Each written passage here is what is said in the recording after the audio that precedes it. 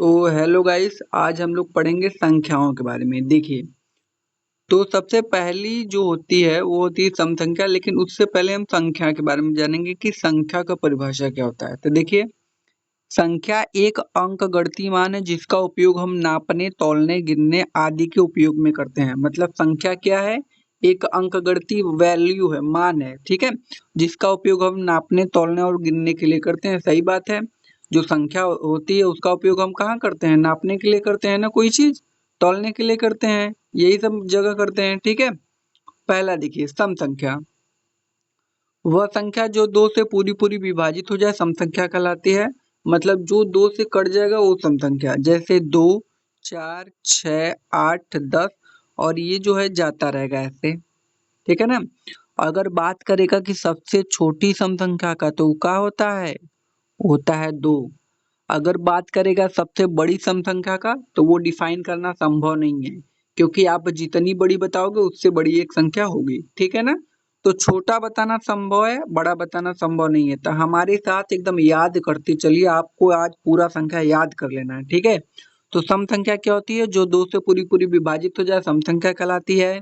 सबसे छोटी सम संख्या 2, सबसे बड़ी डिफाइन करना संभव नहीं है, ठीक है। अब देखिए अगला क्या है। अगला हमारा है विषम संख्या, ठीक है ना। अगला क्या है? विषम संख्या।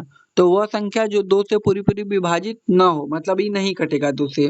जैसे 1, 3, 5, 7, 9, 11, 13 और ऐसे आगे जाता रहेगा, ठीक है ना।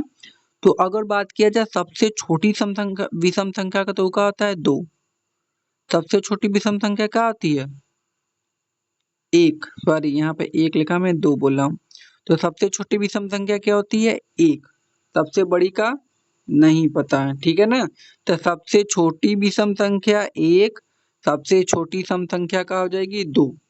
सबसे छोटी विषम संख्या 1, सबसे छोटी सम संख्या 2। क्लियर? आगे चलो।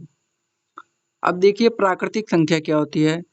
वह संख्या जो गिनने के काम आती है उसे हम क्या कहते हैं? प्राकृतिक संख्या। मतलब प्राकृतिक संख्या जो होती है गिनने के काम आती है, और ये स्टार्ट कहाँ से होती है? 1 से। तो कहने का मतलब सबसे छोटी प्राकृतिक संख्या भी 1 हो गई, यही ना। और सबसे बड़ी संभव नहीं है। देखिए फिर ध्यान से सुनिए, प्राकृतिक संख्या क्या होती है? वो संख्याएं जो गिनने के काम आती है उन्हें हम क्या कहते हैं? प्राकृतिक संख्या। सबसे छोटी प्राकृतिक संख्या 1। ठीक, आगे देखिए पूर्ण संख्या। देखिए अगर इतना बात किया जाए ना, ये इतना प्राकृतिक संख्या है। इसी के समूह में हम जीरो सम्मिलित करने तो वह क्या बन जाए? पूर्ण संख्या। तो वही परिभाषा लिखा गया है कि प्राकृतिक संख्याओं के समूह में जीरो सम्मिलित करने से वह क्या बन जाता है? पूर्ण संख्या। और सबसे छोटी पूर्ण संख्या क्या होती है? जीरो, ठीक है ना। सबसे छोटी पूर्ण संख्या क्या होती है? जीरो, क्योंकि जो पूर्ण संख्या होती है वो जीरो से स्टार्ट होती है, ठीक है ना। अब देखिए पूर्णांक संख्या। पूर्णांक संख्या मतलब वे संख्या होती हैं जिसमें प्लस और माइनस दोनों वाली संख्या आ जाती हैं। जैसे -3, -2, 1, 0, 1, 2, 3, यहाँ पर -1 होगा, ठीक है ना। 3, ये सब जिसमें प्लस और माइनस दोनों की संख्या आ जाती है उसे हम क्या कहते हैं? पूर्णांक संख्या। तो आप लोगों को समझ में आ रहा होगा, बहुत ही आसान सब है, ठीक है ना। अब देखिए इसके बाद क्या है? इसके बाद हम लोगों का आता है अभाज्य संख्या। देखिए यहाँ से थोड़ा इंपॉर्टेंट स्टार्ट हो रहा है, ठीक है ना। अभाज्य संख्या क्या होती हैं? वे संख्याएं जो एक और स्वयं से कटे अभाज्य संख्या कहलाती हैं। मतलब जो अभाज्य संख्या होती है सिर्फ एक से कटेगा और स्वयं से कटेगा। अब जैसे मान लीजिए यहाँ पर 2 है, तो 2 किससे किससे कट सकता है? 1 से और 2 से, और किसी से कटेगा? नहीं कटेगा। वैसे 3 है तो 3 किसी किसी कटेगा? 1 से, 3 से, मतलब एक और स्वयं से कट रहा है। 5, 5 भी एक और स्वयं से। 7, 7 भी एक और स्वयं से। मतलब यहाँ पर जितनी भी संख्याएं लिखी गई हैं वो सब एक और स्वयं से कट रही हैं, इसलिए यह सब क्या होंगी? अभाज्य संख्याएं, ठीक है ना। अगर बात करेगा कि भैया सबसे छोटी अभाज्य संख्या, तो क्या होती है? 2। याद कर लीजिएगा बहुत ही आसान तरीके से, ठीक है ना। सबसे छोटी अभाज्य संख्या क्या होती है? 2। ठीक है, कोई डाउट? No doubt. अब देखिए भाज्य संख्या। देखिए वे संख्याएं जो एक और स्वयं के अलावा भी अन्य संख्याओं से विभाजित हो जाएं भाज्य संख्या कहलाती है। तो भाज्य संख्या क्या होती है? एक और स्वयं से तो कटेगा, लेकिन और भी संख्याओं से कटेगा। जैसे 4 1 से कटेगा, 4 से कटेगा और 2 से भी कट गया, तो वो क्या हो गया भाज्य संख्या। 6 देखिए 1 से कटा, स्वयं से कटा और 2 से कटा और किससे कटा 3 से भी कट गया, मतलब ये सब क्या हो गए भाज्य संख्या है, ठीक है ना। तो भाज्य संख्याएं वे संख्याएं होती हैं जो एक और स्वयं से तो कटेगी लेकिन और भी संख्याओं से भी कट जाएगा, तो वो क्या हो गया भाज्य संख्या। अब देखिए अगर बात करेंगे कि सबसे छोटी भाज्य संख्या का, तो वो क्या हो जाएगा 2। सबसे बड़ी पूछेगा, बताना संभव नहीं है, पता है आप लोगों को, ठीक है ना। अब देखिए मोस्ट इम्पोर्टेंट परिमेय संख्या, बहुत बार परीक्षा में पूछता है। देखिए वह संख्या जिसे हम p बटे q के रूप में लिख सकें तथा q is not equal to 0 उसे हम परिमेय संख्या कहते हैं, ठीक है ना। कहने p बटे q का मतलब कोनो भी संख्या को बटे में लिख दो, और q is not equal to 0 मतलब जो हर का मान है वो 0 ना हो बस, ठीक है ना, मतलब नीचे 0 ना है, उसे हम क्या कहते हैं परिमेय संख्या। p बटे q का मतलब बटे में कोनो संख्या लिखोगे, जैसे 3/0 लिखा ई परिमेय है, 4/5 लिखा ई परिमेय है, 6/4 लिखा ऊपर में है। देखो अगर मैं 3 बटा यहाँ 2 है ना, अगर मैं यहाँ 0 लिखूं 0, तो ऊपर में संख्या क्या है नहीं है, क्योंकि ये बोला है ना क्यों के मान में 0 नहीं होना चाहिए। अगर 3/2 लिखा है तो यहाँ पर ऊपर वाला p का मान नीचे वाला q का मान, तो नीचे 0 नहीं होना चाहिए, ऊपर 0 हो सकता है, ठीक है ना। तो जितनी भी संख्याओं को आप बटे में लिखोगे वो सब परिमेय संख्या, और जितनी भी संख्याओं को आप पढ़ते हो जैसे 0 1 2 3 4 5 10 20 100 200 400, ये सब भी क्या है परिमेय संख्या। तो आप बोलोगे ये तो बटे में नहीं है तो ये कैसे परिमेय हो गया, क्योंकि भाई इसके नीचे हम 1 मान सकते हैं, ठीक है ना, इसलिए क्या होगा परिमेय संख्या। समझ गए दो कॉन्सेप्ट। तीसरा देखिए, तीसरे में क्या है, जितना भी संख्या रूट में आएगा अगर उसका वर्गमूल निकलेगा तो वो परिमेय संख्या, अगर वर्गमूल नहीं निकल पाएगा तो वो क्या है अपरिमेय संख्या। जैसे रूट 16 है, तो रूट 16 अगर मैं लिखूं तो रूट 16, इस 16 को मैं लिख सकता हूँ 4 का स्क्वायर, स्क्वायर से रूट खत्म, खाली बचा कितना 4। तो इनडायरेक्टली बोला है ना कि रूट में 16 नहीं है, ये 4 है इनडायरेक्टली। तो 4 हमने पढ़ा है क्या है परिमेय है, ठीक है ना।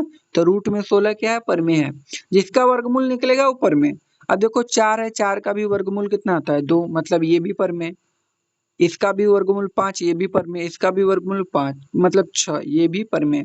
मतलब जिसका वर्गमूल निकल जाएगा वो सभी संख्याएं क्या है परिमेय संख्या, और जिसका नहीं निकल पाएगा वो अपरिमेय होगा, अभी आगे पढ़ेंगे।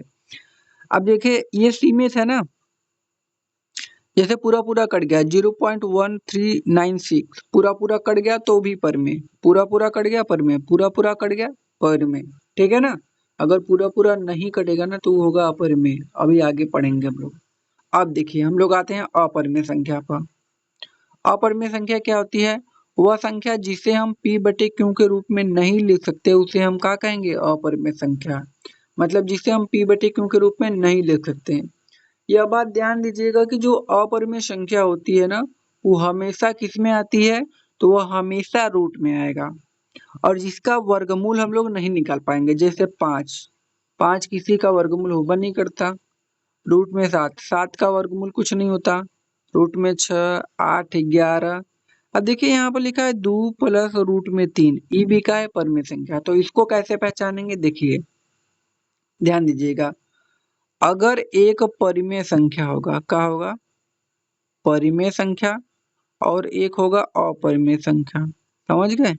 एक परिमेय संख्या होगा एक अपरिमेय संख्या होगा, दोनों को हम जोड़े घटाएं गुणा करें या भाग, फिर से ध्यान से सुनिए, एक परिमेय संख्या होगा और एक अपरिमेय संख्या, उन दोनों को हम जोड़े घटाएं गुणा करें और भाग करें तो हमेशा जो उसका रिजल्ट बन के आएगा ना वो होगा अपरिमेय संख्या, समझ गए। मतलब अगर एक परिमेय संख्या है और एक है अपरिमेय संख्या है तो वो दोनों मिलाकर हमेशा अपरिमेय संख्या होंगी, ठीक है ना। और परिमेय संख्या ना, परिमेय संख्या प्लस परिमेय संख्या वो क्या होगा, वो हमेशा परिमेय संख्या होगा, परिमेय संख्या ये होगा, यो ध्यान देना, ठीक है ना। और हमेशा देखो अपरिमेय संख्या अपरिमेय प्लस अपरिमेय, ई का होगा, ई हमेशा अपरिमेय होगा। कोई दिक्कत? अब नहीं दिक्कत, इतना समझा दिया परिमेय अपरिमेय में, समझ गए ना। मतलब एक के परिमेय होगा, एक के अपरिमेय, तो हमेशा अपरिमेय। अगर दोनों परिमेय हो गए तो उसका रिजल्ट क्या बनेगा? परिमेय ही बनेगा। लेकिन अगर एक के अपरिमेय हो गया और अगला भी अपरिमेय, मतलब दोनों अपरिमेय हो जाएंगे तो उसका रिजल्ट भी क्या बनेगा? अपरिमेय बन सकता है। ठीक है ना। अब देखिए, जैसे दो, देखिए दो हम जानते हैं कि परिमेय है और रूट में 3 अपरिमेय है, तो एक परिमेय आ गया, एक अपरिमेय, तो रिजल्ट क्या बनेगा? अपरिमेय। मतलब ये संख्या क्या है? अपरिमेय। समझ गए। अब देखिए यहाँ पर रूट में 2 + 3, ई अपरिमेय है, ई परिमेय है, तो इसका रिजल्ट अपरिमेय। रूट में 8/5, ई का है अपरिमेय, ई का है परिमेय, मतलब इसका रिजल्ट क्या बनेगा? अपरिमेय। समझ में आ रहा है? दोनों क्या है? अपरिमेय, मतलब मिलाकर अब रूट में 10 प्लस रूट में 5 का हो गया अपरिमेय। ठीक है ना। अब देखिए, जब आगे डॉट डॉट लगा होगा, आगे क्या लगा होगा? डॉट डॉट, तो वो सभी संख्याएं अपरिमेय होती हैं। देखिए आगे डॉट डॉट अपरिमेय, आगे डॉट डॉट अपरिमेय। अब जब संख्या रिपीट भी होगा तो भी अपरिमेय। जैसे यहाँ पर देखिए 875 875 875, फिर डॉट डॉट है ना, तो ये क्या हो गया? अपरिमेय। अब देखिए यहाँ पर 01 01 01 01 रिपीट हो रहा है ना, तो जब रिपीट होगा तो भी क्या होगा? अपरिमेय। ठीक है ना, समझ में आ गया होगा। ठीक है, अब आगे चलते हैं अपने अगले क्वेश्चन पर। देखिए अगला हमारा है वास्तविक संख्याएं। तो वास्तविक संख्या क्या होती हैं? देखिए कि सभी परिमेय संख्या और अपरिमेय संख्याओं के समूह को वास्तविक संख्या कहते हैं। मतलब वास्तविक संख्या वे होती हैं जिसमें परिमेय और अपरिमेय दोनों वाली संख्या आ जाए। ठीक है ना। जैसे देखिए 0 1 2, ये क्या है? ये परिमेय संख्या है। और रूट में 3, रूट में 5 7, ये क्या है? अपरिमेय संख्या। मतलब परिमेय और अपरिमेय दोनों आ गए ना, तो ये सब संख्या क्या कहलाएंगी? वास्तविक संख्याएं। ठीक है ना। अब देखिए अगला है सअभाज्य संख्या। सअभाज्य संख्या क्या होती है? वे संख्या जिसका एचसीएफ का हो 1 हो। एचसीएफ का मतलब मॉस, उसका जो मॉस है वो कितना होना चाहिए? 1।